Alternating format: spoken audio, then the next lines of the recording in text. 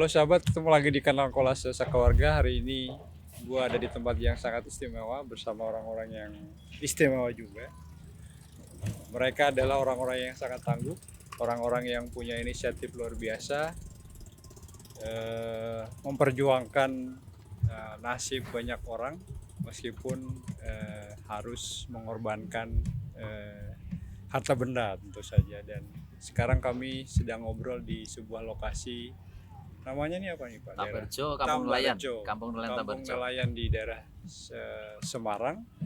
Dan di belakang kita adalah satu bangunan perumahan yang baru saja dibangun oleh pemerintahan kota Semarang gitu. Kota Semarang. Sebagai wujud respon atas tuntutan teman-teman di daerah Tambakrejo. Nah, bersama saya sudah ada Mas Daniel. Terima kasih Mas sudah mau gabung, dan Pak RT, Pak Rohmadi, orang yang salah satu orang yang bertahan di tengah desakan atau gempuran gitu kalau boleh dibilang upaya pembangunan. Nah, boleh diceritain nggak Pak RT dulu mungkin ceritanya gimana nih Pak? Terdengar dari jauh nih Pak RT adalah salah satu orang yang bertahan selama 3 tahun Pak ya? Selama 3 tahun. Di Bedeng. Di Bedeng. Oh, di Bedeng 2 tahun. Oh, di 2 tahun. Bedeng 2 tahun. Monggo Pak. Ya, gimana ceritanya? Ya ceritanya panjang banget. Oke. Sepanjang kehidupan mungkin. Siap. Ya, pada intinya adalah kami berterima kasih pada semua pihak.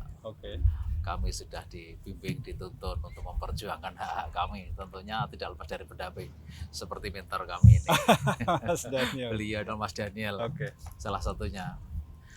Memang untuk mengorganisasi warga agar tetap bertahan itu ya gampang-gampang susah. Tapi bagaimanapun juga ya susahnya memang susah. Gampangnya karena ada pendamping, dan itu juga bisa menjadikan kami lebih mudah mengorganisasikan dalam perjuangan itu. Pak Rohmadi, boleh kalau flashback sedikit, sebetulnya pokok sengketanya itu karena wilayah ini mau dibangun banjir kanal. Banjir Kanal Timur. Oh, banjir kanal timur. BKT. BKT. Tadinya lokasi perumahannya ada di sepanjang bantaran sini. Sepanjang sini ya. Kurang lebih 1.600 meter. 1.600 meter. Dari dulu kami 160 kakak. Sekarang tinggal 97 yang bertahan. Sisanya memang sudah ngambil rusunawa. Pindah. Nah, artinya selama 3 tahun itulah masa penantian Pak Rohmadi untuk akhirnya sampai dapat apa ini namanya? Rumah deret Kampung Nelayan. Rumah deret Kampung Nelayan. 3 tahun ya penantian. Dengan 2 tahun di Bedeng. Ya. Luar biasa. Bukan kalau konfliknya mah udah lama, dalam artian kami diberitahu itu kalau tidak salah dari tahun 2015 sampai 17. Nah, tapi secara intensifnya itu tahun 17. Tapi kalau boleh tahu apa yang membuat Pak Rohmadi bertahan? Ya kami tidak lepas dari pekerjaan kami sebagai nelayan tentunya. Karena kami berasumsi bagaimana mungkin, ya bagaimanapun juga kami mengapresiasikan dulu terhadap pemerintah. Walaupun sebenarnya pemerintah sudah mewadai, bukan mengusir saja, tapi tempat rusunawa. Cuman dari kami juga meminta sesuatu yang memang hak kami, yaitu untuk bertahan karena mata pencaharian kami di situ. Dan ya berkat semua pihak. Ya memang kalau di tempat tinggal kami sudah lama sekali. Yang paling pertama di sini 83. Dari tahun 83 sampai habisnya tahun 2019 mungkin kami diusur. Nah, di dalam perjalanannya waktu, karena kami menempati di sepadan Sungai Banjir Kanal Timur sini atau di Tanggul sini. Ya kami mengakui bahwa itu salah ya Mas ya. Salah, tapi bagaimanapun juga kesalahan itu bisa dimaklumi karena kebutuhan. Bukan karena keinginan, tapi kebutuhan. Kebutuhan kami secara mendasar adalah ingin punya rumah, dan rumah itu bisa kami jangkau, dan yang kami bisa jangkau itu bisa menopang kami untuk kehidupan yang lainnya, termasuk masalah pekerjaan kami sebagai nelayan. Oke. Karena dari kami memang backgroundnya secara pendidikan tidak ada sama sekali. Walaupun ada dari 167 kakak itu yang SMA hanya satu. Oh, oke. Bisa jenengan bayangkan. Ya. Ada selebihnya hanya S2, S3. Bukan berarti profesor, bukan. Tapi SD kelas 1, kelas 2, kelas 2 sudah lulus. Oke. Tapi jenengan asli sini ya? Asli kira asli Sragen, lahiran Oh, Sragen. Sragen. Di sini sudah 97. Oh, 9. 96, 97 mungkin ya. Oke. Nah, ini Mas Daniel nih gimana ceritanya? Komunitas, saya boleh sebut bagian dari komunitas Iya. seniman gitu ya, atau apa, pemerhati seni atau pemerhati sosial gitu di Semarang katakanlah gitu, bisa ikut terlibat lalu kemudian mendampingi teman-teman di Tambarjo, ini gimana ceritanya? Ya, bukan hal yang aneh sebenarnya. Oke. Kalau menurutku ya, Iya. menurut saya sebagai bagian dari pelaku seni. Oke. Pelaku seni ini kan ya dalam konteks karya itu kan ya tentu mengangkat realitas yang terjadi di masyarakat. Iya, Jadi, sepakat. bagaimana kemudian dalam proses-proses berkesenian itu kan membangun kepekaan terhadap Iya. realitas yang terjadi. Betul. Nah, saya pikir kemudian dalam proses-proses yang terjadi di masyarakat tentu kita tidak bisa menutup mata. Ketika kami terlibat sebenarnya keterlibatan kami di Tambarjo pada awalnya adalah untuk mendokumentasikan peradaban yang pernah ada. Oke. Ya, peradaban, bahwa ada satu proses peradaban di sekitar bantaran BKT ini yang nantinya tentu karena proses proyek BKT ini harus pasti harus dihilangkan, direlokasi atau ya. berawal dari proses itu. Oke.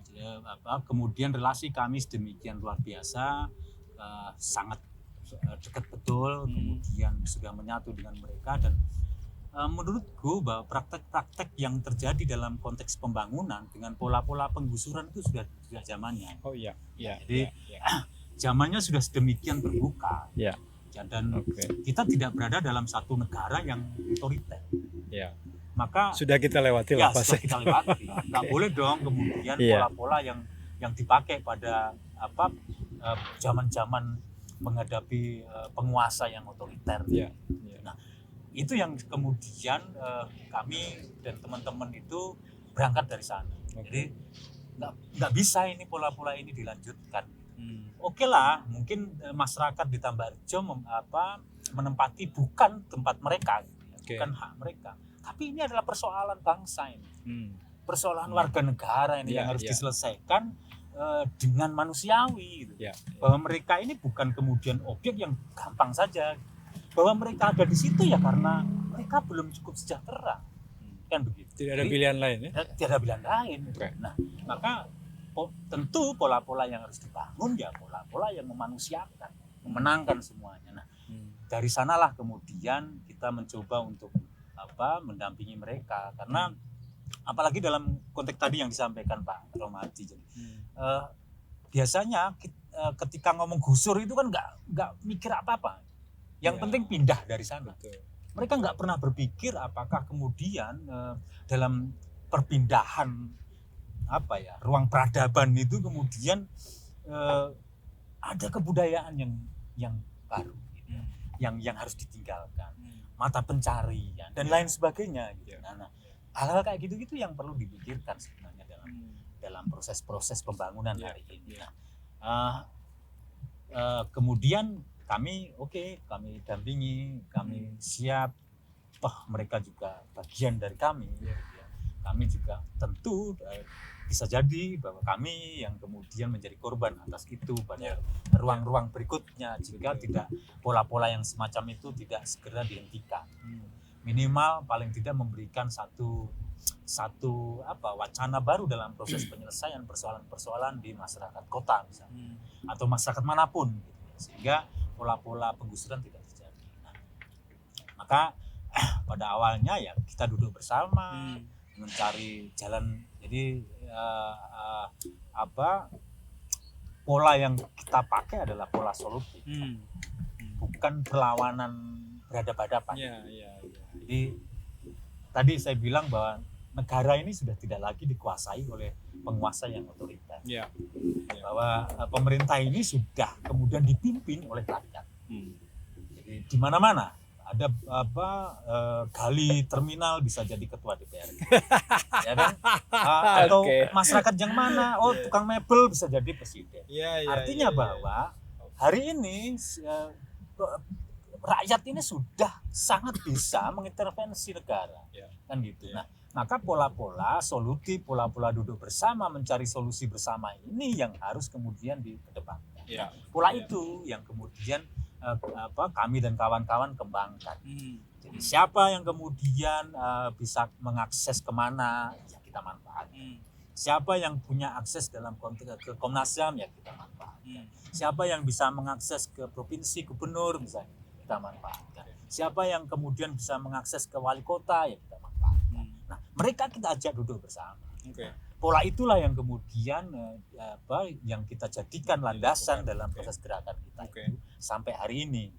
Sehingga dan paling tidak sudah ada hasilnya ini realitas. Memang agak berat juga, Mas. Jadi pola itu kan mungkin saya nggak ngomong ke Indonesia ya, tapi pola-pola kalau katakan di Kota Semarang ini kan belum ada ya. Sehingga pasti ada kecurigaan-kecurigaan yang luar biasa dari kawan-kawan aktivis. Oh iya, itu pasti ada orang-orang pemerintah yang disusupkan ke warga gitu ya. Ke warga yang sehingga mempengaruhi warga untuk menerima apapun yang diinginkan oleh pemerintah. Kita abai saja dengan persoalan itu. Tetapi kemudian pada hasilnya kita tunjukkan. Mana sekarang mari kita dudukkan gitu. Pola yang kemudian perlawanan dengan saling bertabrakan itu berhadapan-hadapannya. berapa? Seberapa persen yang kau bisa berhasil lakukan dengan ternyata hari ini misalnya dengan munculnya kampung deret nelayan ini dengan pola solutif tadi, tuntutan kita berhasil gitu dan diamini oleh pemerintah, bahkan mungkin tidak hanya 100% ya Pak Rahmadi gitu ya, bahkan apa yang kemudian menjadi kebutuhan warga Tambarjo ini tetap diusahakan untuk kemudian dipenuhi. Tidak tahu dengan cara bagaimana gitu ya. Baik itu melalui APBD misalnya atau melalui lembaga-lembaga atau instansi-instansi yang dimiliki yang itu berada dalam kewenangan pemerintah. Bagaimana mereka juga mendorong misalnya lembaga-lembaga organisasi atau pengusaha atau apapun yang kemudian ikut serta di dalamnya. Jadi nah pola itu yang sebenarnya kita mau tempuh itu realitasnya hari ini terjadi begitu. Semoga ini saya pikir menjadi pola yang bisa diterapkan dalam era yang hari ini. Artinya setiap kali mekanisme pengambilan keputusan mestinya seperti inilah ya, jalur yang ditempuh ya. Sudah tidak zamannya. Ya siap. Ya kalau trust building saya kira di semua tempat itu pasti fase itu yang harus dilalui sih saya kira Mas Daniel ya, karena mungkin belum pernah ngobrol sebelumnya, baru ketemu, apalagi ini ada persoalan yang cukup pelik saya kira ya, persoalan bagaimana memindahkan sekian ratus kepala keluarga gitu, sekian ratus orang dengan kebutuhan-kebutuhan yang memang mendesak yang harus segera dipenuhi, lalu kemudian bertemu, saya kebayang sih situasinya. Tapi ke Pak Rahmadi, saya kira menarik untuk kami ketahui apa sih sebetulnya tantangan yang paling berat gitu untuk meyakinkan warga bahwa kita harus bertahan, ini ada harapan di ujung sana gitu, karena saya kira 3 tahun bukan waktu yang sebentar ya untuk menanti hasil seperti ini Pak. Ya sebenarnya kami bagaimana ya, harapan sih besar untuk bertahan, memang dari awal itu besar. Tapi jalannya kami tidak tahu seperti apa mempertahankan kami. Tapi berkat di kemudahan di semuanya. Pertama-tama kami ditemukan oleh dengan Pak Widi Nugroho, Patiro. Betul, itu setelah itu kami berkembang kemana-mana, termasuk dari komunitas TBRS, komunitas seni ini yang menjadi ujung tombak sebagai penasihat kami. Memang harapan besar kami adalah tentunya ingin sejahtera semampu kami, bukan sejahtera dalam keinginan melebihi kapasitas kami.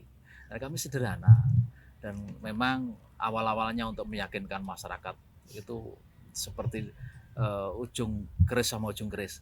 Karena dalam satu sisi kami memang ada yang sebagian memberi apa ya, nah, istilahnya sebagai corong untuk bisa segera pindah ke Rusunawa begitu. Terus dalam waktu proses penggusuran itu memang sudah ada tawaran di Rusunawa, ada dua kubu.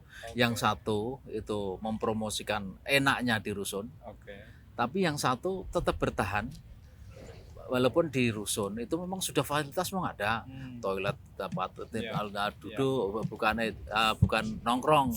Terus di situ ada kamar 2, fasilitasnya lengkap, ada spring bed dan lain sebagainya, bahkan ada TV-nya, memang bagus. Tapi yang bertahan di sini punya pandangan lain, karena lebih baik tempatnya ala kadarnya, tapi hatinya sejahtera.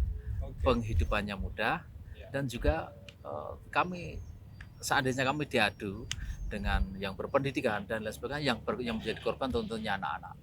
Karena bagaimanapun juga kami bukan tanpa dasar, kami mempelajari setiap anak yang di rusun itu berperilaku bagaimana ya, seperti anak jalanan, karena sebagai orang tua tidak bisa mengontrol 100% terhadap anak-anaknya, dan juga anaknya sendiri pun antara keinginan dan kenyataan lain. Rumahnya memang bagus, tapi keinginan tidak pernah terpenuhi, termasuk pendidikan, termasuk uang saku dan lain sebagainya.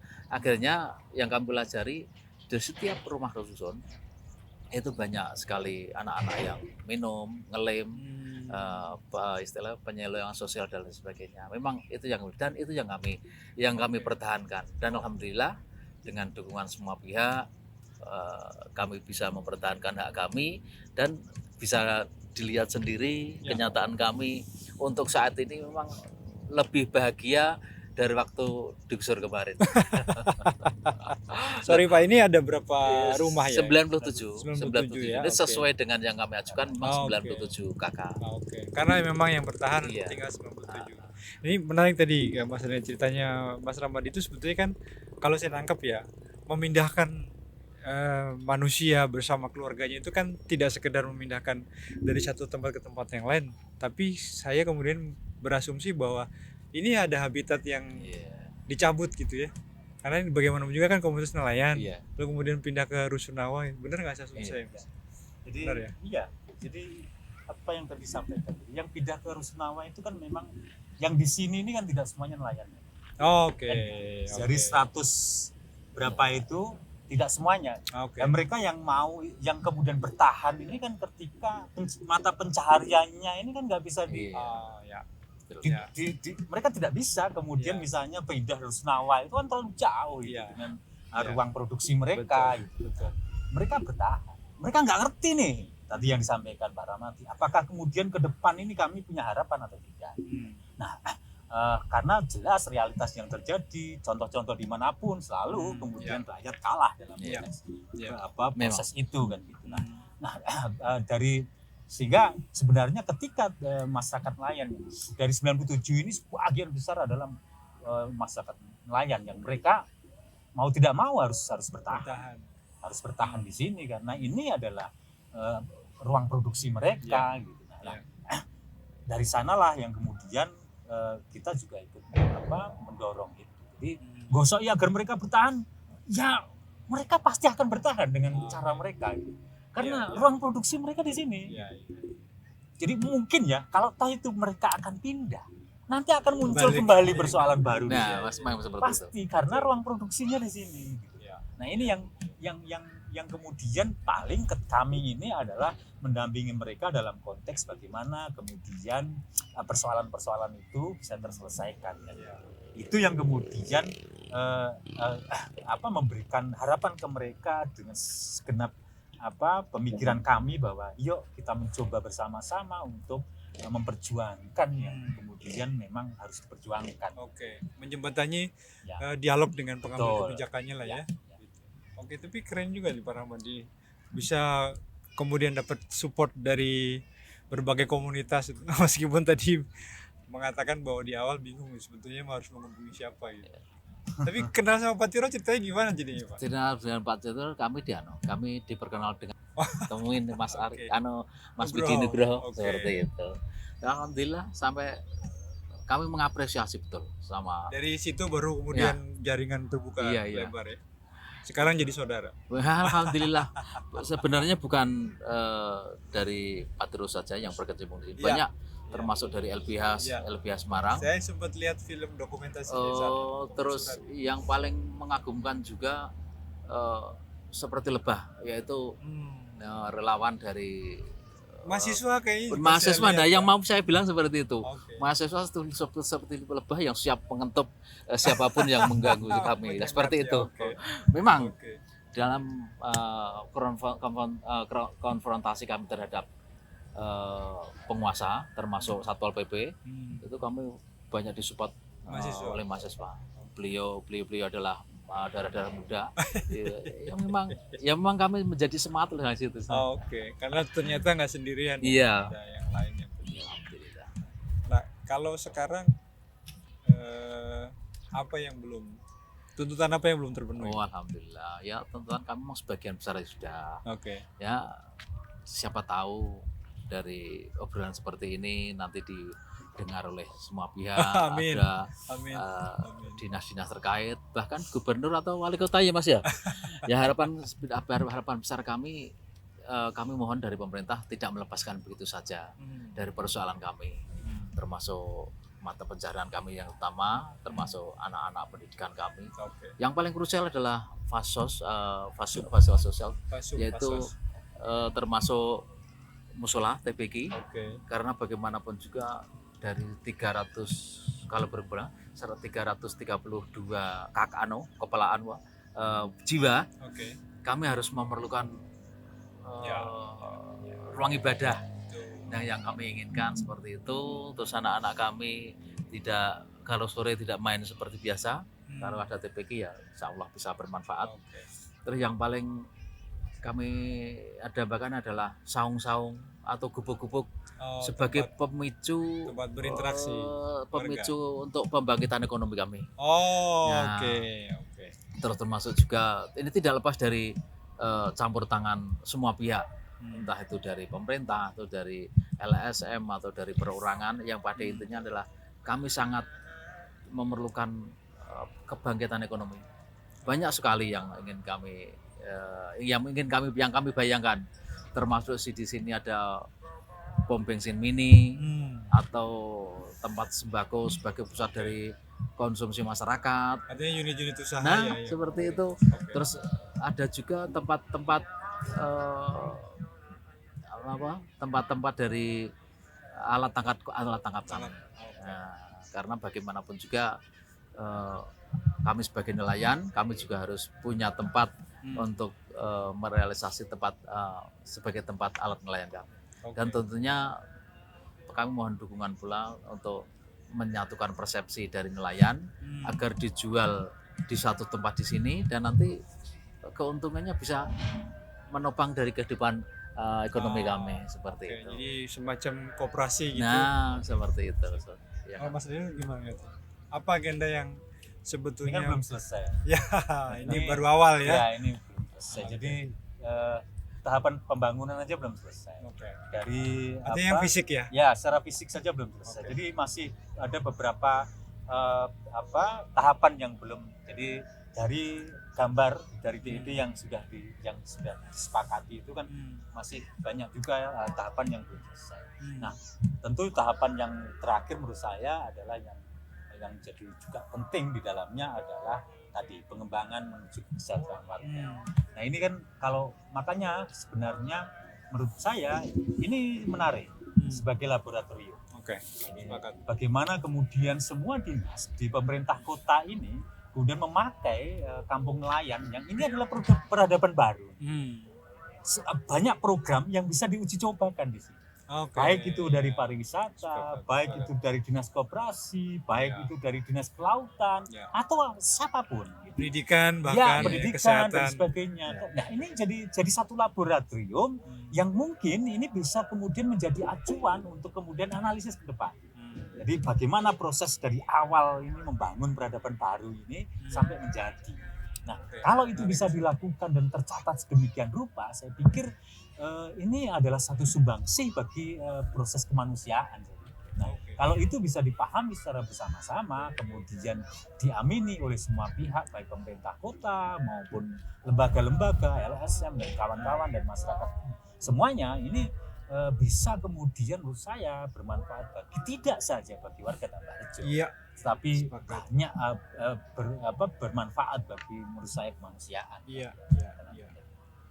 Bukan hanya Kota Semarang mungkin, tapi juga Semarang bisa direplikasi di tempat lain, toh? Jadi menyelesaikan persoalan, tidak saja menyelesaikan persoalan itu, tetapi juga kemudian ada sampai pada capaian kesejahteraan masyarakat. Ini yang maksud saya ini jadi mimpi menurut saya. Jadi ultimate goals-nya. Oke, siap. Terima kasih nih Mas Daniel, Pak Ramadi. Mari kita lihat prosesnya ke depan seperti apa, tentu akan kita kawal bareng-bareng. Sekali lagi terima kasih. Terima kasih sama-sama.